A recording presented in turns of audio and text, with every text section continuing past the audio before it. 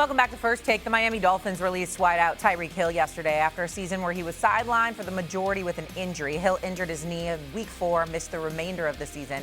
He's now a free agent for the first time in his career. Now, prior to joining the Dolphins, Hill was part of the Kansas City Chiefs. They restructured Patrick Mahomes' contract this week, did the Kansas City Chiefs, lowering his cap number significantly to create over $43 million in salary cap space. Ironically, also, Hill's old teammate Chris Jones of the Chiefs took notice of Hill's recent free agency, tweeted this out at Cheetah. It's time. Okay, so now it feels like all these little breadcrumbs are leading us maybe to the Kansas City Chiefs, as Reddick joins us here on First Take. What team needs Tyreek Hill the most, though, Louis? Is it the Chiefs or is there someone else? Yeah, I think it's the Chiefs because not only do they need him, he needs them. He needs this kind of structure. Look, and I think one of the reasons why, primarily, is because it's something that really kind of has flown under the radar, but it's the return of Eric Bieniemy in Kansas City. And he was brought back there for a very specific reason. And that's because accountability on that side of the football and the team as a whole really is something that Eric really specializes in. And that's probably one of the biggest influences that he had on this football team that it missed when he was gone. And Tyreek in particular, at this point in his career, he's going to be 32 years old, coming off of that horrific injury, on an offense that was just hamstrung in so many different ways last year that really needs a guy like Eric to really get on their rear end and pull out the best of them. That's exactly what Tyreek needs, what this organization needs. And look, on the football field, if he's even 75, 80% of what he was before, that's something that they don't have right now. And look, I know Xavier Worthy has the same kind of straight line speed, but Tyreek is different. Before he got hurt, and I was at the game in Miami, we were calling that game against the Jets when he got that knee injury and that dislocation, which is horrific. Before that game, he was still arguably the scariest one-on-one player in the NFL. If he's 75, 80% of that, you know what that's going to do for Kansas City's offense? I mean, that's something that they will be able to integrate immediately. Eric knows how to use him immediately. Andy knows how to relate to him immediately. Patrick knows what he can get out of Tyreek Hill immediately. And remember, this is the last thing I'll say. Brett Veach tried to re-sign him. They didn't just let him walk to Miami. He wanted to go to Miami. They made him a very competitive offer when he left. About a $5 million difference, right? Like anywhere, it was like Kansas City had about 65, 66 million on the table. He had about, Miami offered them 72. But they wanted him back badly, and I'm sure at this point that is something, concerning Patrick's contract restructuring, that's something they have in mind right now. Well, listen, he should never have left Kansas City to begin with because you don't leave the great quarterback, and he went with Tua. And, you know, unless it's just ridiculously different, you got to play with the great quarterback if you're a wide receiver. You're probably right. Now, Rice is good, too. He's good. Yeah. He is. He's good, too. Now, you're right. He's probably going to go there. Listen, Denver needs some speed in the outside. I know Knicks isn't great, but Peyton would have fun with him. Rivalry. Why would they want Hill to go to a team in their own division? Buffalo, they need something to help Allen. Brady's the offensive coordinator. Now he's the head coach. That would help too. So I thought of those two teams. Yeah. But generally speaking, because of familiarity and the enemy, they'll probably end up there in Kansas City. That's the thing at this point. When you're talking about veteran player acquisition, when guys are kind of like really set in their ways, they've kind of established a method of doing things in their career. When they change teams at that point, usually if they've changed multiple teams, the teams that they wind up being the most productive at are teams that they have some kind of common tie to. Like, for instance, when I was in Washington, we signed London Fletcher as a linebacker in free agency. Greg Williams was our defensive coordinator. Greg had coached London in Buffalo. Many people thought London was done. And Greg said, oh, he absolutely is not. He wound up having multiple Pro Bowl years. We had Greg Blosh as our defensive line coach. Philip Daniel was a free agent from Chicago at the time. People thought Philip Daniel was a guy who was on the downside of his career. He had a Pro Bowl type of season with us. That's why in Kansas City, it's a perfect match to me. It is a perfect match. It's a perfect match for a variety of reasons, but one you didn't bring up. It's a perfect match because Tyreek Hill owes them. See, when you left, you talked a little smack. Tua's comparable to Patrick Mahomes, and we gonna do this, and No, you were wrong. You ain't won a playoff game. You won a Super Bowl in Kansas City. You ain't won a damn playoff game since you left. So guess what? When you take your behind back to Kansas City, you need to apologize. First of all, man, that was my bad. I shouldn't have said that. I shouldn't have said that about Patrick Mahomes. I shouldn't have said that about this organization. I know where my bread is buttered. That's number one. But the cheater, man, he is the scariest wide receiver in all of football. when healthy, he's electrifying. He's sensational. All right? So it's not just Kansas City. He'd also be a perfect fit for Buffalo because they don't have a number one. The Josh Allen desperately needs one. You better be out there hustling, trying to get him something after the job Bean did. And only in America you could do the job he did and then get promoted. It's unbelievable. It's unbelievable. Okay, the coach gets fired, but you get promoted on the same day the coach is fired because and the job that he did was in part because of what you gave him to work with. It's unbelievable. But he should be out there trying to get Tyreek Hill. Baltimore is another team that should be trying to get somebody like Tyreek Hill. Obviously, some of these teams, particularly Kansas City, got some cap work to do in order to make it happen. Who knows what Baltimore's situation is? Let me throw this other team out, too. The Chargers. McConkey's a Brad brother. Keenan Allen can ball. I get that part.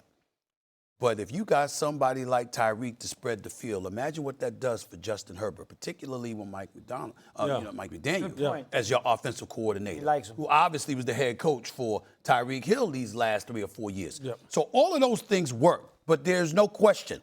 There is no better situation for Tyreek Hill than Kansas City because you're familiar with it, you're familiar with the coach, you're familiar with the quarterback, and you're familiar with the offensive coordinator. Most importantly, you should have never left. And also, they're smarting off the fact that they didn't even make the playoffs. They won a Super Bowl and missing the playoffs. So all of that, you talk about a team that's hungry, that's out to prove something, and Travis Kelce has not officially retired as of yet. This might make him stay. This might make him stay. Because let me tell you something right now. You can't key on Travis Kelce the way that you could if Tyreek Hill is out there better than 80%. You can't do that. And then when you talk about Tyreek Hill, before that was just Tyreek Hill with Travis.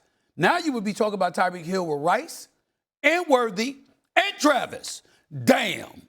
With Patrick Mahomes coming back, Kansas City is clearly the best spot for Tyreek Hill to go to. Here's the kicker for KC, though. See, and I think we had this discussion earlier about whether or not Kansas City should retool or rebuild. Should they tear it down or just add some pieces? I was like, this isn't a tear down type of situation. For Not with the quarterback. But here's the thing. Here's the thing. This is what I believe will set Kansas City over the top. Look, they have not had a 1,000-yard rusher since Kareem Hunt did it the year before Patrick took over as the number one quarterback. When Alex Smith had made the Pro Bowl, what was that, in 2016, I believe. Patrick took over in 17 or 18, one of those two. If they're able to get their hands on someone like Jeremiyah Love from Notre Dame, it's a wrap. Kansas City? Yeah. It's a wrap. If they can have a run game like that, and get Tyreek Hill? And get Tyreek Hill, got it. then you've got see, that's what I'm saying, like the difference between what were they, 11-0 in one-score games the year prior. 2 years ago? Yeah, and then this year it kind of flipped totally around. Question. It is it's a razor's edge, right? Success, failure in the NFL. Fair question for you, and to a lesser degree you. We all know that Andy Reid is great. Andy Reid is a future Hall of Famer. We all know what he brings to the table. Does it get to a point where your system is too familiar and you need something fresh to throw in the mix? Is that possible? I've seen Kansas City's offense struggle at various points over the last 2 years. I'm looking at the play caller. I'm looking at a play caller that people are very, very familiar with, that's been around quite a long time. We see Jim Harbaugh, what does he do? He goes out and he gets McDaniel because you need some fresh blood up in the mix to sort of change things up. I know that Kansas City brought back Eric Bieniemy, but that doesn't mean that Andy Reid is going to surrender play calling responsibilities. Listen, the one thing that I faulted Andy Reid with, other than the fact that he got completely outclassed in the Super Bowl last year against Philadelphia because he had no answer. That's the only time I've ever said a critical word about Andy Reid because I think he's phenomenal. But the only other time I said something was when Eric Bieniemy was there. You know he wants to be a head coach. And you never fully gave him play calling responsibilities. Right. I thought that hurt his chances. Is that going to be more the same?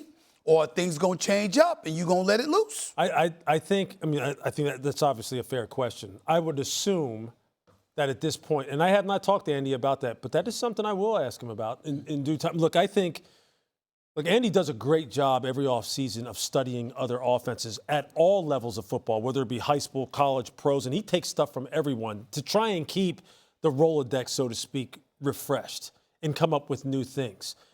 Eric is someone who I think will inject kind of a new thought, a new school of thought as far as play sequencing, when to take shots, when to really integrate the running game on a more consistent basis, that maybe Matt Nagy had. And I think a lot of that also is going to be dictated by the personnel that they have. Look, they really weren't a strong running team because they don't have that kind of guy. They don't have that kind of back. And look, and Brett Veach, when I was in Philadelphia, Brett Veach was the one who was responsible for us drafting LaShawn McCoy. He knows how to scout running backs. I know people say, well, how did he do it, Clyde Edwards-Helaire?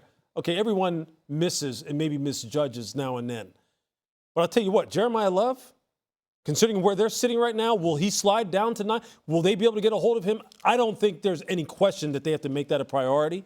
As far as your point is concerned, I think Eric will have as big an imprint on this offense now as he's ever had at any point in time under Andy. Because, look, Andy's reaching the edge of his career, end of his career, too. Saying. And I think he's sitting here going, hey, look, the game continuously evolves. Eric may have some new ideas. Maybe I didn't take account for before. Maybe I didn't didn't allow him to really integrate as much before as I will now. I think everything is on the table now. But Chiefs have the 9th pick. Yep. Saints have the 8th pick.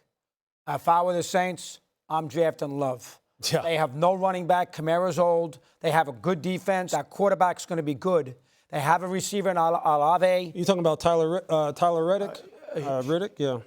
No, you're not talking about Tyler Riddick. Louis Riddick is you. Yeah, sure. He's good. That quarterback's going to be he's damn good. He's real good. Right. You got to get him a running game. That's true. And Love would be great there. No question. Love is going to be good. No You're question. right about that. He's a 1K runner from. I love him. I'm with you on that. Yeah.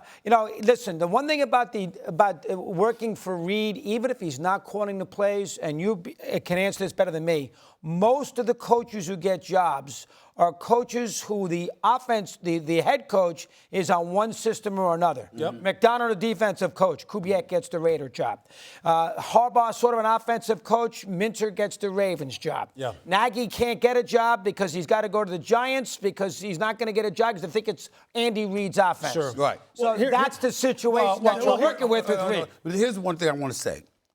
It's important to me that Andy Reid relinquishes play calling ability to Eric Bieniemy. Right. Because not just because of his aspirations of being a head coach, not just because he's been proven to be a champion as a coordinator and what have you. You brought him back, right? But like you said, Andy Reid is fading. I'm not talking about his skill set, his acumen. I'm not talking about that. I'm talking about you've been around a long time. Yep. Your days are numbered.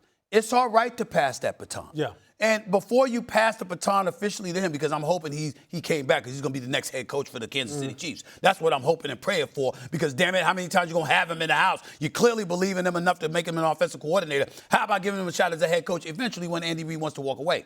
But I'm saying if you're Andy Reid, how about helping that process by relinquishing those play calling? Now, of course, as the head man, you go like this. Look, man, this is what we need to do. Look, man, here's what we need to do. You can do that. But let the man call some damn plays. Let me speak to that real quickly here. Sure. I know we need to go. When I was in Philadelphia and Marty Mornhinweg was the offensive coordinator. I remember. Okay, as a scout, I was on the headset on game day. I know what the information flow was like. And I know Andy started off the year calling the plays and then turned it over to Marty because the offense was stalling. Right. And he wasn't telling him every play what to call. Right. He would give him suggestions, but trust me, when he turns it over, he turns it over. It is that coordinator's job. And those are the things that owners need to understand. When he says he's turned it over, because you see his mouth moving on the sideline doesn't mean he's calling the plays. Right. It means he's talking to the offensive coordinator. Yeah, but at some point, when you consider how many bites at the apple Eric Bieniemy supposedly Sure, there's other things involved. I mean, there's other things involved, but the bottom line is that Andy Reid, the perception of him calling the plays, that's hurt Eric Bieniemy's chances. 100%. You got to make sure that doesn't happen this go round. That's right. It feels like he's got a really good opportunity here. Last year, the Chiefs had issues everywhere with drops and their receivers. They were in the bottom half in terms of receiving yards. Their run game wasn't good. Their offense.